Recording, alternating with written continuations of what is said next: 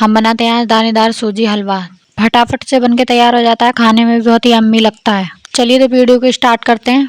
मोटी बारीक कोई सी भी सूजी ले लीजिएगा आप। 2 चम्मच घी डालें, सूजी डालें, स्लो फ्लेम पे अच्छे से फ्राई कर लें। लगातार हल्के हाथ से चलाते रहिएगा, वरना तो ये हमारी सूजी कढ़ाई पे लग सकती है, जल सकती है। ये देखिए हमारी सूजी अच्छे से ब्राउन हो चुकी है।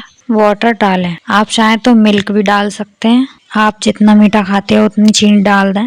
अच्छे से ऐड करें। जब हल्का फुल्का कुछ मीठा खाने का मन हो तो फटाफट से बनाइए सूजी का हलवा।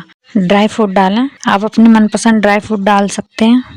लगातार अच्छे से चलाते रहें, नहीं तो हमारा हलवा कढ़ाई से चिपक जाएगा, नीचे से जलने लगेगा। सूजी का हलवा अच्छे से तैयार हो चुका है, ये देखिएगा।